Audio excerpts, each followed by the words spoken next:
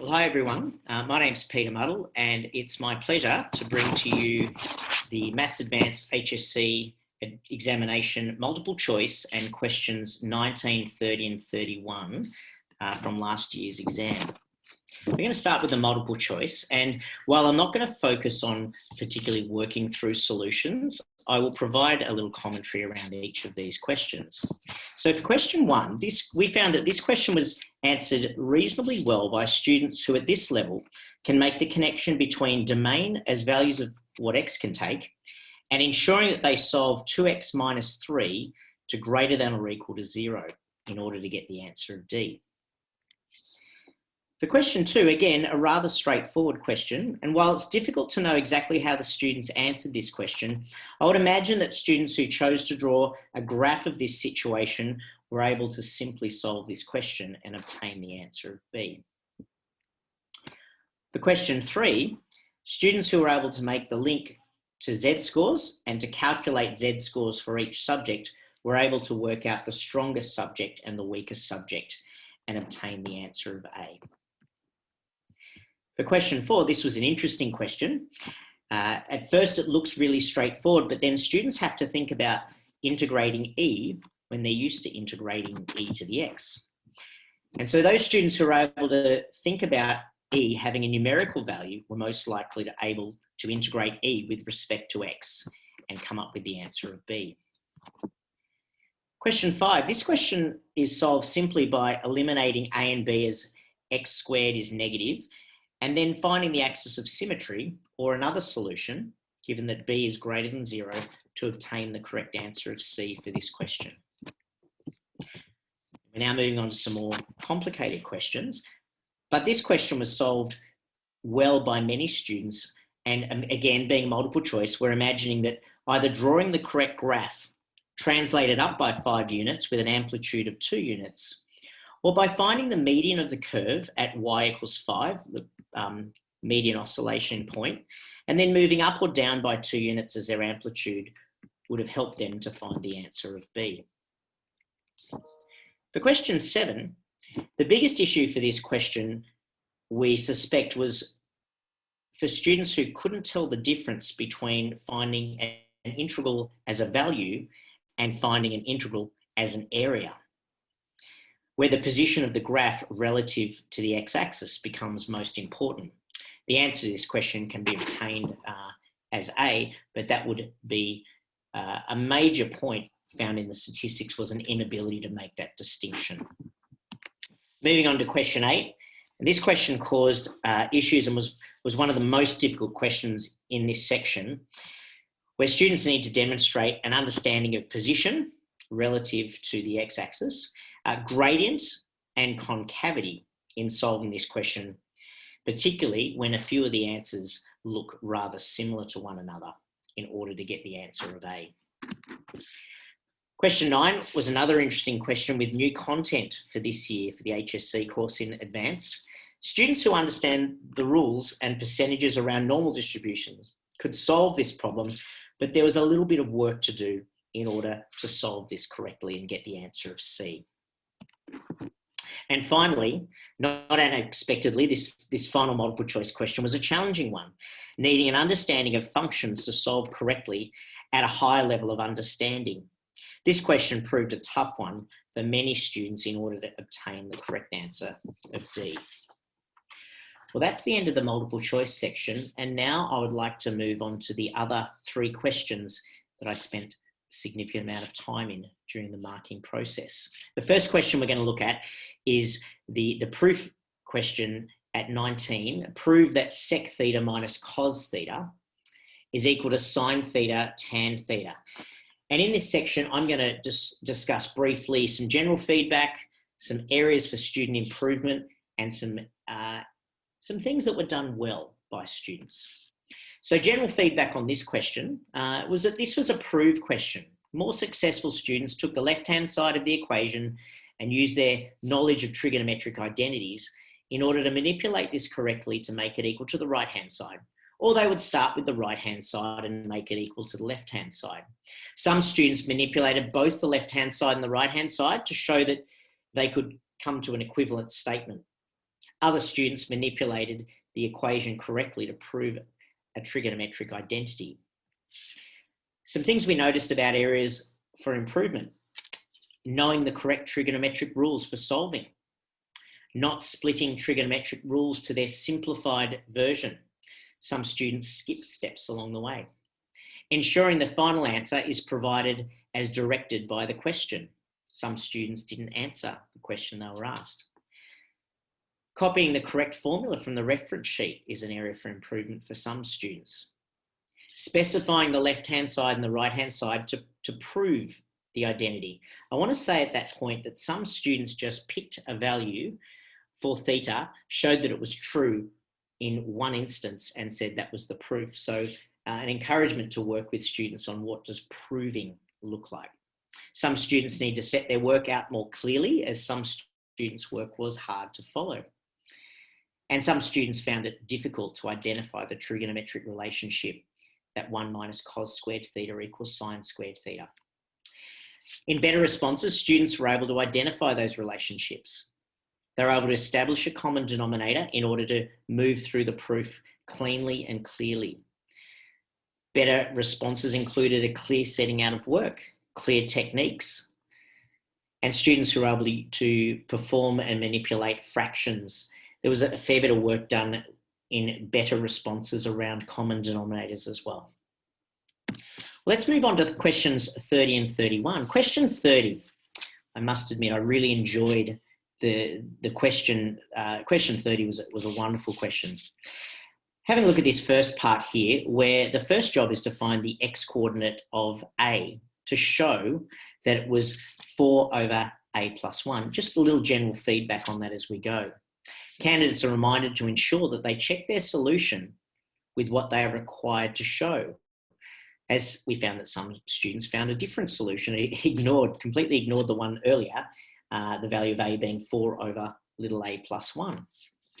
Greater strength in recognising quadratics and correct approaches in finding solutions would be a desirable outcome for students as well. But areas of improvement: factorising correctly. A lot of mistakes were made in the factorising process. Students ensuring they avoid making algebraic errors when solving for x. Correct use of brackets. Clear understanding of the steps to show a result. That students would copy down the correct algebraic expressions and solve well.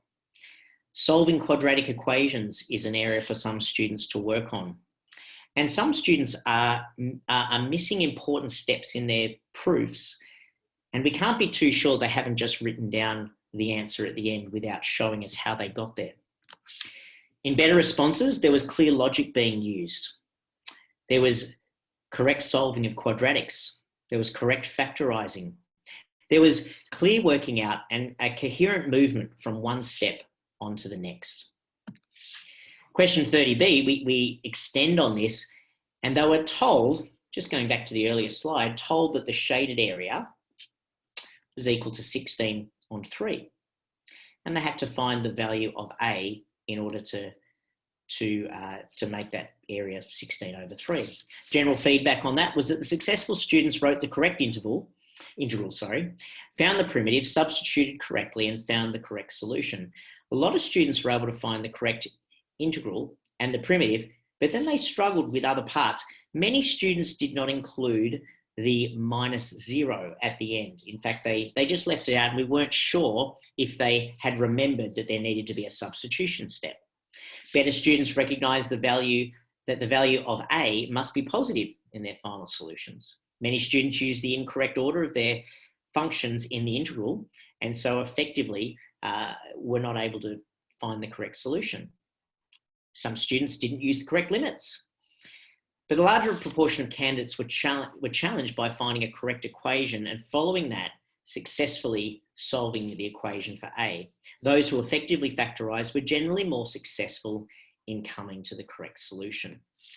Areas for improvement, they're probably pretty obvious from what I've just said, but students need to know and apply each step when they're finding a definite integral. Substituting limits in, both limits. Solving carefully for A. Some careless algebraic errors took place. And in that, looking for opportunities to factorise in order to solve their final equation simply. There were some very complicated equations being solved when simpler ones were possible. Checking that their answer is valid, using the correct order, factorising like terms, using the correct limits as found in question 30A, and integrating carefully. In better responses, students obtained a correct integral, correct quadratic expression, then integrated correctly. It was beautiful to see a large number of students doing all of those things well. Recognising the link made through factorising out x squared before that integration step, it made the whole process so much easier. Remembering correct limits and the subtraction of 0. Substituting the expression and identity, and apply that a is greater than 0 to find the correct solutions. And then link to question 30A in using correct limits in the question. All right, question 31. This was the question where the mice in question 31A, and then we move on beyond that. So the question A asked us to correctly find the values of A and B, and we saw many different ways that students would calculate A and B. We found though that those with a greater understanding of amplitude and the centre were not troubled by this question. In fact, it was a very straightforward question for those students. And many students found this question easy in the sense that if they knew how to sketch trigonometric graphs, it was very, very straightforward. They were able to read information, work things out, and follow through to calculate A and B. We also saw many students setting up simultaneous equations and then trying to solve them. Those students were able to find the correct values, while some struggled to correctly solve these equations. And so students had access to some marks in that question without obtaining the correct solution. Areas for improvement: for students to know the correct position of amplitude. And so there was a confusion of sometimes of amplitude and translation. Understanding algebraic processes in substitution.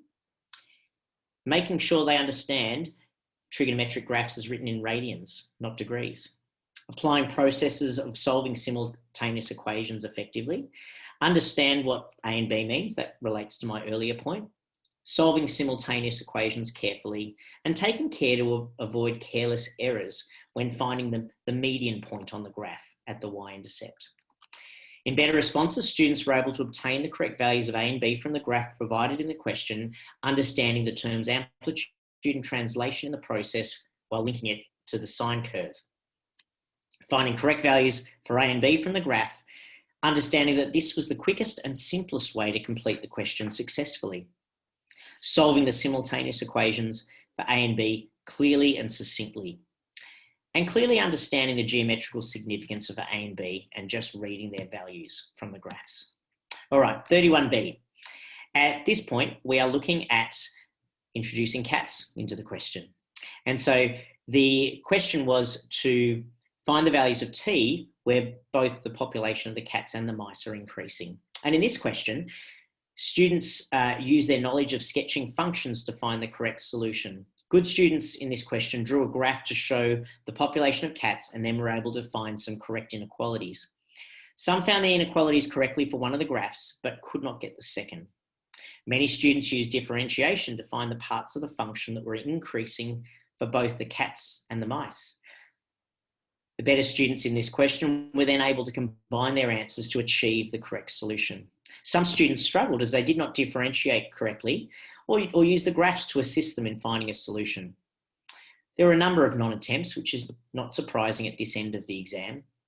And the question tested the better students and the marks were very widespread. Areas of improvement, you can see them in front of you. Want to see students working accurately in calculating things, in using inequalities correctly. To understand the rules for differentiating trigonometric functions, another area that would have helped them well in this question. To work with trigonometric functions in terms of pi. Having a clear understanding of the difference between differentiation and integration. Factorising fully before solving, using inequalities carefully and consistently. And understanding the trigonometric graphs and how to draw, understand, and interpret them. And students who did well on this question obtained the correct inequality to satisfy the question. They used graphs to find where the populations were increasing, making a clear link to what they understood from question, it should say 31A. I apologise for that.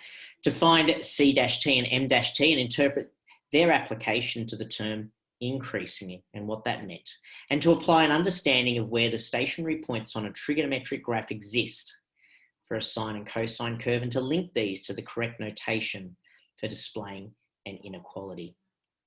Well, moving on to the last part, finding the rate of change of the mice population when the cat population reaches a maximum. You can see there are a few things that the students needed to do in order to finish well. Some of the more successful answers used knowledge of sketching functions to find the solution.